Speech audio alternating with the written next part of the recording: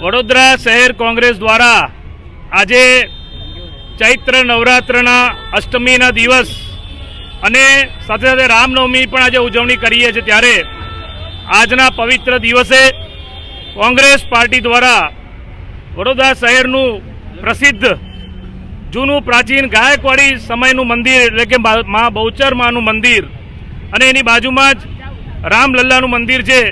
આ પ્રાચીન મંદિરોમાં માતાજીને શ્રીફળ ચુંદડી અર્પિત કરીને ભગવાન શ્રી રામ લક્ષ્મણ જાનકી હનુમાનજીના દર્શન કરીને અમે આશીર્વાદ માંગ્યા છે કે આવનારા દિવસમાં જ્યારે વડોદરામાં કોર્પોરેશનની ચૂંટણી આવી રહી છે ત્યારે જેવી રીતે આ અષ્ટમી ચૈત્ર નવરાત્રિની અષ્ટમી એટલે બહુ મોટો દિવસ દુર્ગાષ્ટમી કહીએ છીએ કે દુર્ગા માતાએ રાક્ષસોનો વધ કર્યો હતો અને અસત્યની સામે સત્યની જીત થઈ હતી।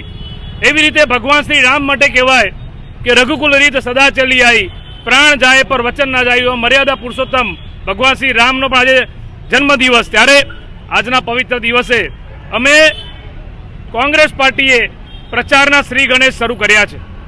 ઓટો રિક્ષા પાછળ બધી અલગ અલગ જે છેલ્લા 30 વર્ષમાં આ ભ્રષ્ટ ભાજપના શાસકોએ આ વડોદરાને જે ખાડોદરા બનાવ્યું, મચ્છરોની નગરી બનાવી, આ વડોદરા શહેરના સામાન્ય નાગરિક જે ટેક્સ ભરે છે, વેરો ભરે છે, એની સામે પાયાની સુવિધા નથી મળતી। ત્યારે 30 વર્ષની અંદર વિશ્વામિત્રીમાં જે વારંવાર પૂર આવે, વડોદરા શહેરમાં પાણી ભરાય, રોડ રસ્તાના નામે ખાડોદરા, ડ્રેનેજની સુવિધા નહીં, વરસાદી કાંસની સુવિધા નહીં। અને જો ભાજપે 30 વર્ષમાં કંઈક કામ કર્યું હોય તો માત્ર ને માત્ર ભ્રષ્ટાચાર કર્યો છે। ત્યારે એમના પાપ હવે છાપરે ચડીને પોકારી રહ્યા છે। વડોદરાની પ્રજાએ પણ મન બનાવ્યું છે કે પરિવર્તન લાવવું છે અને આ ભાજપના નેતાઓને જે ઘમંડ, જે અભિમાન તમે જોયું હશે, આજે ભગવાન શ્રી રામનો જન્મદિવસ છે, રામનવમી જેને કહીએ, અને રાવણનું અભિમાન ભગવાન શ્રી રામે ઉતાર્યું। માતાજીએ નવદુર્ગા માતા દુર્ગાષ્ટમી તરીકે આપણે ઉજવીએ છીએ, એમને પણ જે રાક્ષસોનું અભિમાન હતું કે અમને કોણ હરાઈ શકે છે, અમને કોણ મિટાવી શકે છે, ત્યારે જે અભિમાન અત્યારે સત્તામાં બેઠેલા લોકોનો છે એમનું અભિમાન પણ આ વડોદરાની પ્રજા તોડવા જઈ રહી છે। અને અમને વિશ્વાસ છે અને વિશ્વાસ સાથે આજે અમે આજના પવિત્ર દિવસે આ પ્રચારના શ્રી ગણેશ કર્યા છે। અમારી સાથે અમારા બધા કોંગ્રેસના આગેવાન, જે બધા કોંગ્રેસમાં નવા જોડાયા એ બધા પણ અહીંયા ઉપસ્થિત છે અને આવનારા દિવસોમાં પ્રજાની વચ્ચે અલગ અલગ વોર્ડ વાઇઝ આ જે પ્રચાર છે એ ચાલુ રહેશે। આજે જે ભક્તિ અને શક્તિનો દિવસ અને ભગવાન શ્રી રામ એટલે પ્રેમનું પ્રતીક, ઉદારતાનું પ્રતીક, ન્યાયનું પ્રતીક, સત્યનું પ્રતીક, આજે એ દિવસ અમે પસંદગી કરીને આ જે સ્ટીકરો છે એમાં તમે જોઈ શકો છો કે આ સ્ટીકરમાં જે વડોદરા શહેરમાં હરણી બોટકાંડની વાત હોય, જેમાં 12 નિર્દોષ બાળકો, 2 શિક્ષિકાઓ જીવ ગુમાવ્યા, વડોદરા શહેરમાં જે પૂર આવે, આ ભ્રષ્ટાચારીઓના પાપે જે માનવ સર્જિત, ભાજપ સર્જિત પૂર આવ્યા અને શું વડોદરાની દુર્દશા થઈ હતી। 3-3, 4-4 દિવસ ભૂખ્યા તરસ્યા લોકો રહ્યા, 2 ટાઈમ પીવાનું ચોખ્ખું પાણી આપી શકે એવું વડોદરાના ભાજપના નેતાઓમાં પાણી નથી।